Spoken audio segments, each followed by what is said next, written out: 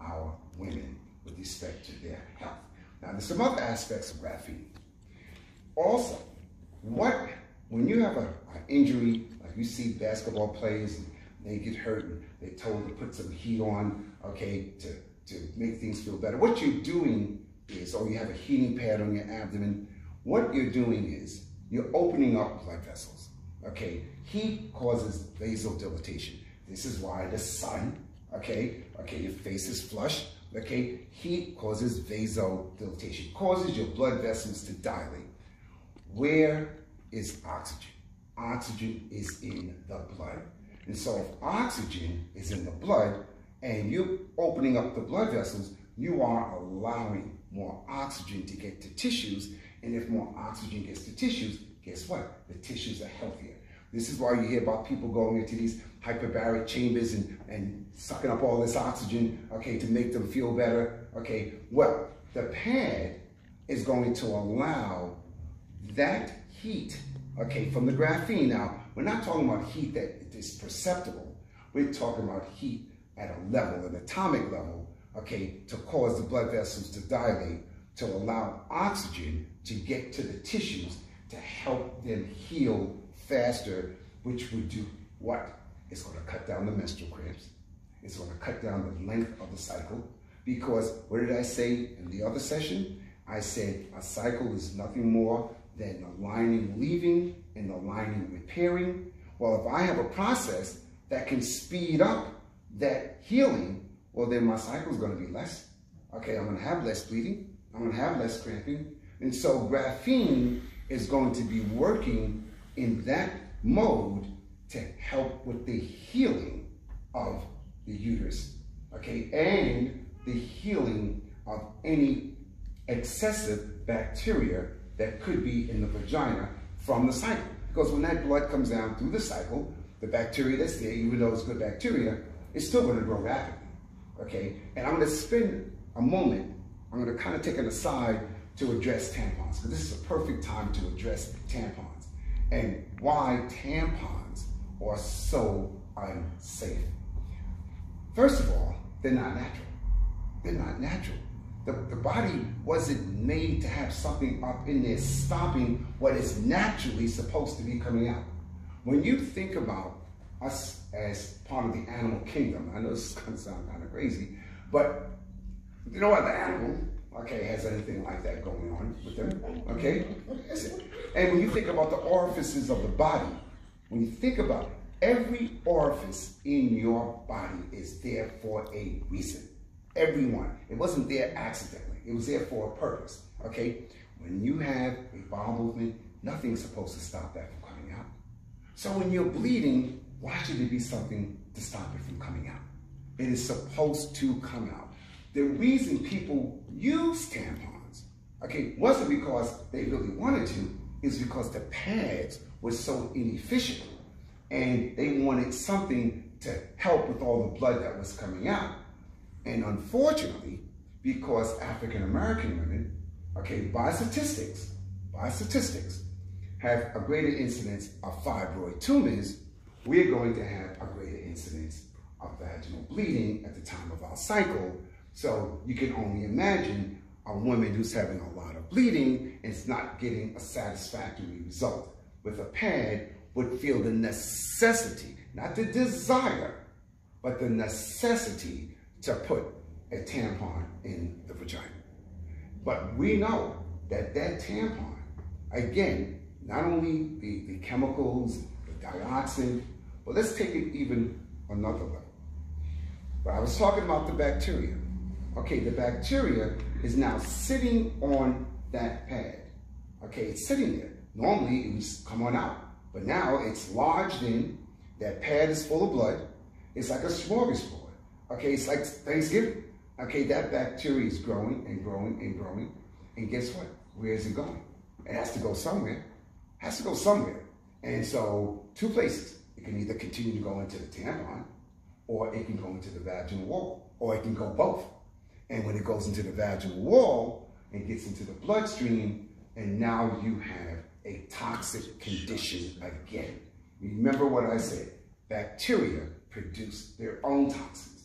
And in those cases where it is excessive, that's when you get toxic shock syndrome, okay? Because the body isn't able to get rid of the toxins from the bacteria that have been produced by the bacteria growing in such rapid numbers while sitting on that tampon. So that is why we will never have tampons, because it would actually go against what we feel we're trying to accomplish in promoting health for women, not bad health, not unsafe health, not destruction.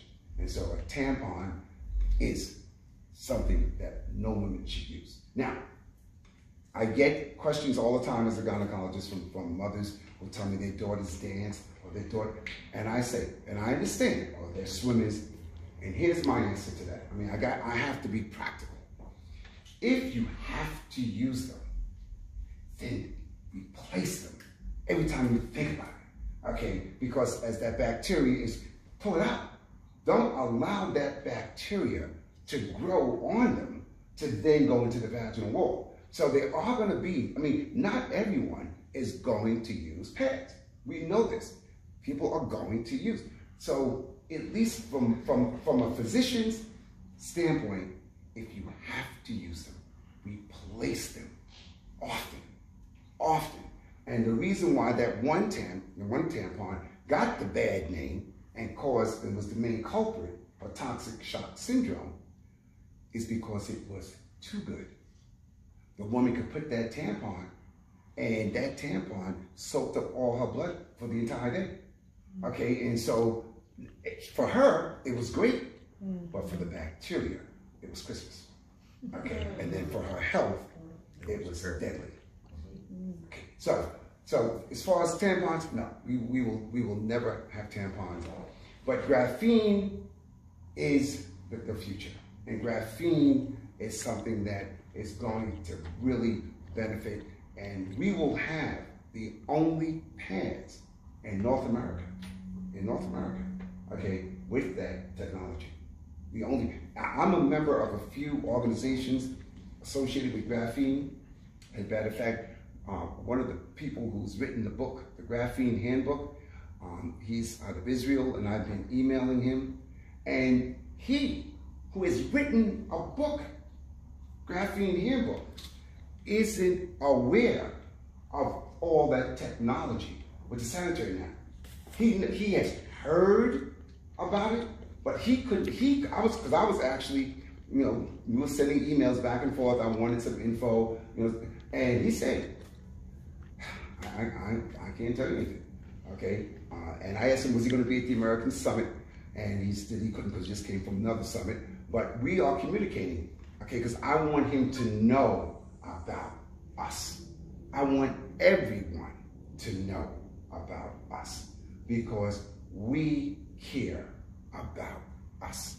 And the more people understand it, okay, what's they say? This form of flattery is imitation. Okay, let me tell you something. About five, 6 months ago, I went into one of the pharmacies and I picked up a pack of sanitary napkins just to see what was on the label. And it was interesting that, and again, I'm not going to mention companies, but it was interesting how on the label it said non-chlorination process. That wasn't on there before our group got together. It wasn't on there. Okay, what I'm saying is we're making people aware. Okay, even if the FDA doesn't want to make people aware, we are making people aware. And these companies know.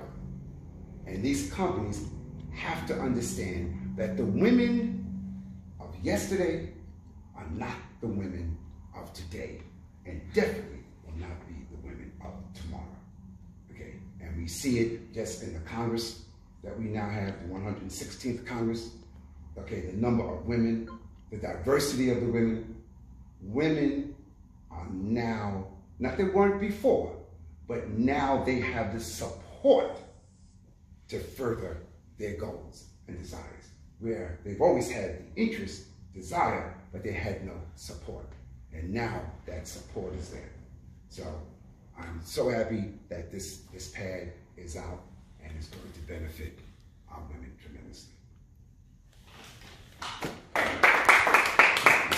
Okay, so you guys heard it here first in Decatur, Georgia, what our technology is going to do. We are on the cutting edge. We will be the first, as you heard it from Dr. Malloy, to bring this information to the forefront, guys. So, one or two things is going to happen with the education that we received today. First off, somebody's going to see it and say, you know what, that's all good, but I'm still wearing my tampons and I don't care what y'all say. I'm going to be unhealthy and keep my tampons, right? Then we're going to have someone to say, you know what, I'm looking out for the health of the women in my family, and I want the women in my family to choose a healthier version, and that's going to be our Jewel Premium Sanitary Napkins, right? Then we're going to have somebody else to say, I see an opportunity here. I see a huge opportunity here. And if you see an opportunity as far as adding this technology to your portfolio, please get back with the person who showed you this video. Now, something that we're doing in this campaign and why it's so special, because we are marketing a campaign for women, right? So what better else can we do as a company, as men? We are putting the women out in front. We're putting the women out in front. So I want to introduce a young lady that is, when it comes to this campaign, she does not take no for an answer. When it comes to this campaign, she even can tell by your walk if you are on your cycle. And she will demand that you change your sanitary napkin right now. When it comes to mothers allowing their daughters to wear the traditional sanitary napkins and tampons that the doctor just talked about, if they come in her presence, they will not wear them anymore. She will see to it. She will force the mother to change into a premium sanitary napkin. That's the type of person that we have here tonight. So without further ado, we're going to bring the stage back to our leading lady, Lotiji Stanton. Thank you so much. Thank you, Dr. Malloy. The information that you are giving to the world is so important because this subject has been so taboo for so long. And like all of that, all the stuff that you talk about that we go through, we literally think it's normal. We've been thinking it was normal. We think cramping is normal. We'll say, oh, my mom cramped all her life. She was saying, Pat, you are. You'll say, you know, we had heavy bleeding in our family. That's what we just think, you know. Guys, what Raheem was saying is really true. You know, I'm so adamant about this because my daughter suffered from the age of 9 to the age of 25 until I came across this product, and now she has a better quality of life. I mean, she was fainting, she was missing school, she was missing work. It was terrible, and I know it's women in this room that's going through the same thing, have been through the same thing, and we just think it's normal. And the more that I talk to people, talk to women about it, it's just crazy. So, guys, all we have to do is open up our mouths. That's all we have to do. We already know who wears the product. We don't have to try to figure out who wears this product. We already know by your age range, you're a woman, that you are associated with this product. We know that. What we do know that you don't know that it's something better. And I don't know no woman, you know, that really would want to sit on something that is harming her or just making her very uncomfortable. You know, we like to be comfortable. We don't like to be associated with the smell. We don't. That's why it's so taboo. The smell, you might have accidents, just all of that makes us just be like, oh my God, I don't want nobody to know. I don't want nobody to know. We go, we grab our pants like we stealing something, right? Right? You know? And we shouldn't have to do that. You know, we shouldn't have to do that.